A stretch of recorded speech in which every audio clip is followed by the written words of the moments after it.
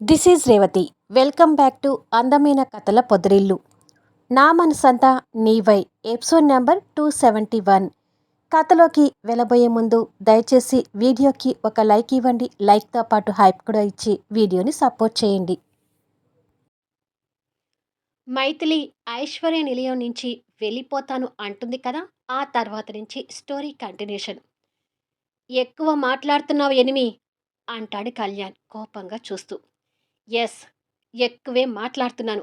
నా పరువు దిగజార్చిన నీ దగ్గర నేనిక ఉండను అంటే ఉండను అంటుంది మైథిలి. అది విన్న ఈశ్వర్ మొహం ఒక్కసారిగా వెలిగిపోతుంటే రాములమ్మ మాత్రం కంగారు పడుతుంటుంది. ఎక్కడికి వెళ్తావు అని అడుగుతాడు కళ్యాణ్ తనని కోపంగా చూస్తూ. మా పుట్టింటికి వెళ్ళిపోతాను అంటూ మైథిలి పొగరుగా సమాధానం చెప్తుంది. కళ్యాణ్ వెటకారంగా ఒక చిన్న నవ్వు నవ్వి, ఆవేశంలో మర్చిపోయావట్టుంది. నీ పుట్టిల్లు ఇదే అంటాడు. అయితే నేను పెరిగిన ఇంటికి వెళ్ళిపోతాను. నీ దగ్గర మాత్రం అస్సలు ఉండను. నా పరువు తీసిన నీతో ఇక మాటలు పడే ఓపిక నాకు లేదు. ఇప్పుడే నా లగేజ్ సర్దుకొని వెళ్ళిపోతాను అని మైథిలి కోపంగా చెప్పి పైకి వెళ్ళిపోతుంటుంది. అది చూసి ఈశ్వర్ సంతోషపడుతుంటే చెర్రీ మాత్రం అయోమయంగా ఉంటాడు. రాములమ్మ అయితే కంగారు పడుతూ, అయ్యో, ఎప్పుడు లేంది మీరు ఇంతగా గొడవ పెట్టుకోవడం ఏంటి అని. మైథిలి మేడం, తొందరపడి నిర్ణయాలు తీసుకోకండి అంటూ రాములమ్మ పైకి వెళ్తుంది. ఆ గొడవ అంతటికీ కారణమైన ఈశ్వర్ని కళ్యాణ్ మండిపోయేలా చూస్తుంటాడు. నాకేమీ తెలీదు, నేను ఇన్నోసెంట్ని అన్నట్టుగా ఈశ్వర్ నిలబడి ఉంటాడు కానీ లోపల మాత్రం పిచ్చ సంతోషంగా ఉంటాడు. మరి కాసేపటికి మైథిలి ఒక చేత్తో నిద్రపోతున్న అనుపాపని ఎత్తుకొని ఇంకొక చేత్తో ట్రాలీ బ్యాగ్ని తీసుకొని స్టెప్స్ దిగి వస్తుంటే, తొందరపడకండమ్మా అంటూ రాములమ్మ తనని బతిమలాడుతుంటుంది. నువ్వు అసలు మాట్లాడుకు రాములమ్మ, మర్యాద లేని చోట నేను అసలు ఒక్క నిమిషం కూడా ఉండను అని చెప్పి కిందికొస్తుంది. కళ్యాణ్ నిద్రపోతున్న అను పాప వైపు చూస్తుంటే ఆ పాపని గట్టిగా ఎత్తుకొని, పాప నా దగ్గర పాలు తాగుతుంది, దయచేసి పాపని ఉంచి వెళ్ళమని మాత్రం అనకు అని అంటుంది మైథిలి. ఏంటే నీ ఆవేశం, ఎందుకు అంత తొందరపడుతున్నావు అంటూ కళ్యాణ్ కాస్త తగ్గి మాట్లాడతాడు. కళ్యాణ్ తగ్గేసరికి మైథిలి ఫోజుగా చూస్తుంటుంది. నిన్ను వదిలిపెట్టి నేను ఉండగలుగుతానని ఎలా అనుకుంటున్నావు ఎనిమి? ఇద్దరి మధ్య మాట మాట రావచ్చు. అంత మాత్రాన నువ్వు ఇక్కడి నుంచి వెళ్ళిపోవాలా? ఇదేనా నువ్వు నన్ను అర్థం చేసుకుంది? ప్లీజ్ ఎనిమి, ఎన్ని గొడవలున్నా మనం ఇక్కడే చూసుకుందాం గాని నువ్వు బయటికి వెళ్ళొద్దు అంటూ కళ్యాణ్ బతిమిలాడతాడు. అమ్మో, ఇతగాడు బతిమిలాడుతుంటే ఈ చెల్లెమ్మ తగ్గి కాంప్రమైజ్కి వస్తుందా? నో, అలా జరగకూడదు. వీళ్ళిద్దరు విడిపోవాల్సిందే అని అనుకుంటాడు ఈశ్వర్. కళ్యాణ్ ఎంత తగ్గి మాట్లాడుతున్నా మైథిలి మాత్రం పొగరుగానే ఉంటుంది. కళ్యాణ్ దగ్గరికొచ్చి, ప్లీజ్ ఎనిమి, నువ్వు ఇటువంటి కఠినమైన నిర్ణయం తీసుకొని నా మనసుని బాధ పెట్టకు. కొన్నేళ్ళు మనం అనుభవించిన ఎడబాటు చాలు. మళ్ళీ ఆ బాధలు మన మధ్యకి రాకూడదు. నా మాట విని నీ నిర్ణయాన్ని వెనక్కి తీసుకో ఎనిమి. నువ్వు లేకుండా నేను అస్సలు ఉండలేను అంటూ కళ్యాణ్ బతిమలాడుతుంటాడు. అయినా కూడా మైథిలిలో ఏ మాత్రం పొగరు తగ్గటం లేదు. ఇంకా కళ్యాణ్‌తో అలా బతిమలాడించుకోవడానికి ప్రౌడ్‌గా ఫీల్ అవుతుంటుంది. కళ్యాణ్ తన వైపు బాధగా చూస్తూ, ఇంతగా రిక్వెస్ట్ చేస్తున్నా మాట్లాడవేంటి ఎనిమి? ప్లీజ్ నన్ను వదిలి వెళ్ళొద్దు అని అంతలోని ఆ చూపుని కన్నింగ్ లుక్స్‌తో మార్చి పొగరుగా చూస్తూ, అని నేను నిన్ను బతిమిలాడతాను అనుకున్నావా ఎనిమి అని తాపీగా అడుగుతాడు. అప్పటి వరకు ప్రౌడ్‌గా ఫీలైన మైథిలి ఒక్కసారిగా ఆ ప్రౌడ్ దిగి వచ్చి కంగు తింటూ ఆశ్చర్యంగా చూస్తుంటుంది. వెళ్ళాలని నీకు అంత ఇష్టంగా ఉంటే నిన్ను ఆపేవాళ్ళు ఇక్కడ ఎవ్వరూ లేరు. వెళ్ళిపో అంటూ మెయిన్ గేట్ వైపుకి చెయ్యి చూపిస్తాడు కళ్యాణ్. కళ్యాణ్ అలా అనేసరికి మైథిలి కోపంగా చూస్తూ, "నన్ను నిజంగానే వెళ్ళమంటున్నావా?" అని అడుగుతుంది. "ఇంకా నీకు డౌటా? ఉండు చెప్తాను" అంటూ ఫోన్ తీసుకొని ఒకరికి కాల్ చేస్తుంటాడు. ఎవరికి చేస్తున్నారో తెలియక మైథిలి ఆశ్చర్యంగా చూస్తుంటే, "డ్రైవర్ త్వరగా కార్ రెడీ చెయ్యి. మైథిలి మేడం వస్తుంది. సూర్య వాళ్ళ ఇంటి దగ్గర డ్రాప్ చేసి వద్దుగాని" అంటాడు. అది విన్న మైథిలి గుడ్లు వేలాడేస్తుంటే, బయట డ్రైవర్ కారు తీయటానికి రెడీ అవుతున్నాడు. "గెట్ ఔట్ ఫ్రమ్ హియర్" అంటాడు కళ్యాణ్. కళ్యాణ్ మాటలకి మైథిలి ఇంకొక్కసారి షాక్ అవుతుంటుంది. అదంతా చూస్తున్న చెర్రి అయోమయంలో ఉంటే, రాములమ్మ కంగారు పడుతూ, "ఏంటి కళ్యాణ్ బాబు గారు, మీరు కూడా అలా తొందరపడుతున్నారు" అని అంటుంది. "తప్పు చేసిన తనకే అంత పొగరుంటే నాకెంత ఉండాలి? ఇక్కడి నుంచి వెళ్తానని నిర్ణయం తీసుకుంది కదా! వెళ్ళనివ్వు" అంటాడు కళ్యాణ్ మైథిలిని కోపంగా చూస్తూ. కళ్యాణ్ మాటలకి మైథిలి ఇంకా కోపంగా చూస్తుంటుంది. "పసిపిల్ల గురించైనా ఆలోచించండి కళ్యాణ్ బాబు" అంటుంది రాములమ్మ. "పాప నీ దగ్గర పాలు తాగుతుంది కాబట్టి పాపని తీసుకోలేకపోతున్నాను. ప్రస్తుతానికి పాపని నీ దగ్గరే ఉండనివ్వు" అంటాడు కళ్యాణ్. "మంచిది. గుడ్ బాయ్" అని చెప్పి మైథిలి ముందుకు అడుగులు వేస్తుంటే ఈశ్వర్ తెగ సంతోషపడుతుంటాడు. "అమ్మా" అంటాడు చెర్రి ఇన్నోసెంట్‌గా చూస్తూ. కొడుకు పిలుపుతో మైథిలి వెనక్కి తిరిగి, "నువ్వు కూడా నాతో పాటు వస్తావా నాన్నా?" అని అడుగుతుంది. కానీ చెర్రి వచ్చి కళ్యాణ్ కాళ్ళకు చుట్టుకొని, "నేను మా డాడీని వదిలి ఎక్కడికి రాను. కానీ చెల్లిని జాగ్రత్తగా చూసుకో అమ్మా" అంటూ సలహా ఇస్తాడు. కొడుకు మాటలకి మైథిలి బిత్తర చూపులు చూస్తుంటే, కళ్యాణ్ పొగరుగా నవ్వుతూ చెర్రీని ఎత్తుకొని ముద్దు పెట్టుకుంటాడు.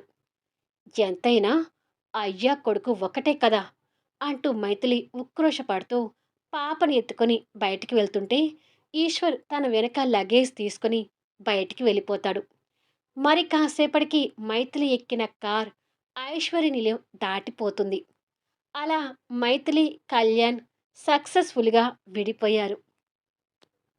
అప్పటికి నైట్ 7 అవుతుండగా క్రాంతి డిన్నర్ రెడీ చేయటానికి కాయకూరలు కట్ చేస్తుంటుంది. ఎవరో వచ్చినట్టుగా డోర్ బెల్ వినిపిస్తుంటే క్రాంతి డోరు తీయటానికి లేవబోతుంది. అప్పుడే సూర్య రూమ్‌లో నుంచి వచ్చి, "నేను చూస్తానులే" అని క్రాంతికి చెప్పి డోర్ దగ్గరికి వెళ్ళి డోర్ ఓపెన్ చేశాడు. ఎదురుగా మైథిలి ఏడుపు మొహంతో పాపని ఎత్తుకొని కనిపిస్తుంటుంది. సడన్‌గా అక్క రాకని ఆశ్చర్యంగా చూస్తూ, "అక్కా! నువ్వా?" అని అక్క చేతిలో కేరింతలు కొడుతున్న అను పాపని ఎత్తుకుంటాడు. "అవునురా! నేనే" అంటూ మైథిలి ఏడుపు మొహంతో చెప్తుండగా, ఆ మాటలు విని క్రాంతి కూడా అక్కడికి వస్తుంది. మైథిలి రాకని క్రాంతి కూడా ఆశ్చర్యంగా చూస్తుంటుంది. "తప్పుకోండి" అంటూ మైథిలి అడ్డుగా ఉన్న క్రాంతిని, సూర్యని పక్కకి నెట్టి లోపలికొచ్చి ఏడుపు మొహంతో సోఫాలో కూర్చుంటుంది. అదంతా సూర్య, క్రాంతి ఆశ్చర్యంగా చూస్తూ ఉండగానే డ్రైవర్ లగేజ్‌తో లోపలికొచ్చి, "మొత్తం లగేజ్ తీసుకొచ్చాను మేడం" అంటాడు. "సరే ఇక వెళ్ళు" అని మైథిలి చెప్పగానే డ్రైవర్ లగేజ్ అక్కడ పెట్టి వెళ్ళిపోతాడు. మైథిలి పాపను తీసుకొని లగేజ్‌తో రావడం సూర్య, క్రాంతి ఆశ్చర్యపోతూ మొహాలు చూసుకుంటారు. ముద్దులొలికే పాప సూర్య చేతుల్లో కనపడగానే క్రాంతి పాపని చేతిలోకి తీసుకుంది. "మెంటలోడు బాగా ఎక్కువ చేస్తున్నాడు. నేను లేని లోటు ఆ మెంటలోడికి బాగా తెలిసి రావాలి. అప్పటి వరకు నేను కదిలేదే లేదు" అంటూ మైథిలి ఉక్రోషంగా తిట్టుకుంటూ సోఫాలో కూర్చొనుంటుంది. "ఏమైందక్కా? ఇప్పుడు కళ్యాణ్ గారిని ఎందుకు తిడుతున్నావు? అసలు నువ్వు లగేజ్‌తో ఇక్కడికి రావడమేంటి?" అని అడుగుతాడు సూర్య. "ఏరా! నేను మీ ఇంటికి రాకూడదా?" అంటూ ఆ ఉక్రోషంలో సూర్య మీద సీరియస్ అవుతుంది. "అయ్యో! రాకూడదని నేనెందుకంటానక్కా? ఇది నా ఇల్లు మాత్రమే కాదు, నీ ఇల్లు కూడా. కానీ ఇలా సడెన్‌గా లగేజ్‌తో రావటం, పైగా కళ్యాణ్ గారిని నువ్వు తిడుతుంటే అంతా ఆశ్చర్యంగా ఉంది" అంటాడు సూర్య. తిడతానురా. నేనిక నుంచి ఆ మెంటలోడిని అలాగే తిడతాను. అవసరమైతే నాకు రాని తిట్లు నేర్చుకొని మరీ తిడతాను అంటుంది కోపంగా. అసలు ఏమైంది? కళ్యాణ్ సార్ మీద మీరంత కోపంగా ఉన్నారేంటి? అని అడుగుతుంది క్రాంతి. మీ కళ్యాణ్ సార్ అస్సలు మంచోడు కాదమ్మాయి అంటూ అక్కడ జరిగిన విషయమంతా పూసగుచ్చినట్టుగా చెప్తుంది. ఇద్దరు అది విని తన వైపు అదో రకంగా చూస్తుంటారు.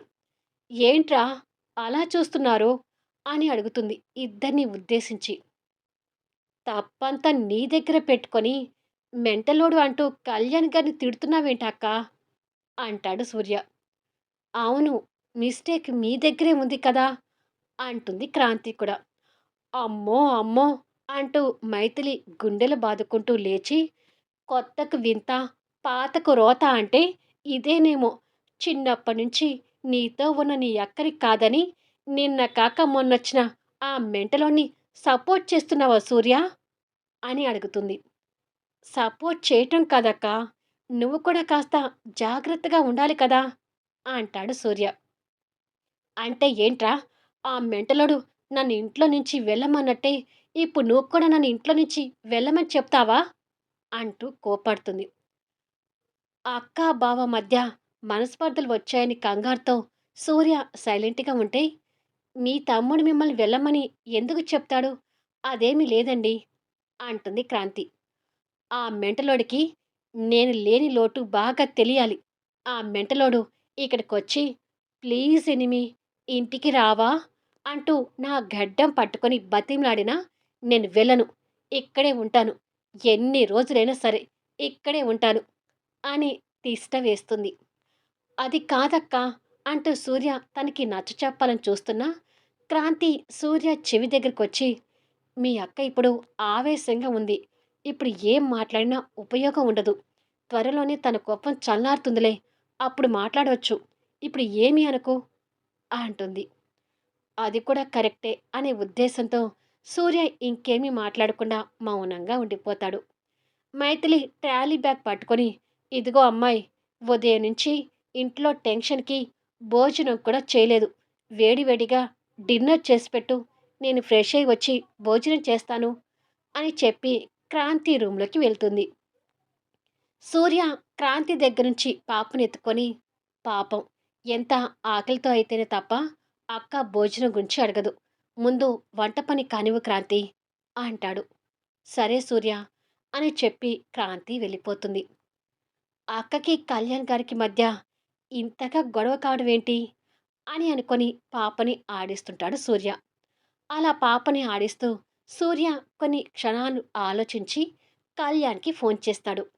చెర్రీని ఒడిలో కూర్చోబెట్టుకొని హోంవర్క్ చేయిస్తున్న కళ్యాణ్ ఆ కాల్ చూసి, మీ సూర్య మావయ్య ఫోన్ చేస్తున్నాడు. బహుశా ఎనిమి గురించి మాట్లాడడానికి కావచ్చు. నేను కాల్ మాట్లాడి వస్తాను. ఈలోపు నువ్వు హోంవర్క్ చేస్తుండు చెర్రీ అంటాడు. ఓకే డాడ్ అని చెర్రీ చెప్పగానే కళ్యాణ్ ఆ ఫోన్ కాల్ తీసుకొని పక్కకొచ్చి లిఫ్ట్ చేసి, చెప్పు సూర్య అంటాడు. అక్కకి మీకు గొడవలు కావడమేంటి సార్? అంత ఆశ్చర్యంగా ఉంది అంటాడు. మీ అక్క చేసిన పని అలాంటిది సూర్య. తనని జీవితంలో క్షమించకూడదు అనిపిస్తుంది అంటూ ఎనిమి మీద సీరియస్గా చెప్తాడు. అక్క చేసింది కరెక్ట్ అని నేను కూడా అనడం లేదు. కానీ మీరిద్దరూ దూరం అయ్యే వరకు తెచ్చుకున్నారు. ఆ విషయంలో బాధగా అనిపిస్తుంది అంటాడు సూర్య. నాకైతే ఏ బాధ లేదు. ఒక్క నా కూతురు నా దగ్గర లేదని లోటు తప్ప నేను బాగానే ఉన్నాను. ఇంకా చెప్పాలంటే ఇప్పుడే ప్రశాంతంగా ఉన్నాను అంటాడు కళ్యాణ్. మళ్ళీ నెక్స్ట్ ఎపిసోడ్‌లో కలుద్దాం. ఈ ఇద్దరి ఎడబాటు ఇంకొక జంటని దగ్గరికి చేయడానికా? మైథిలి రాకతో సూర్య, క్రాంతి మధ్య ఎలాంటి సన్నివేశాలు రానున్నాయి? అద్భుతమైన సన్నివేశాలతో ఆసక్తికరంగా సాగే కథా వీడియోస్‌ని మిస్ కాకుండా చూడండి. కథ నచ్చితే దయచేసి లైక్ చేయండి, హైప్ ఇవ్వండి. మీ అమూల్యమైన కామెంట్స్ షేర్ చేయండి. Thank you for listening.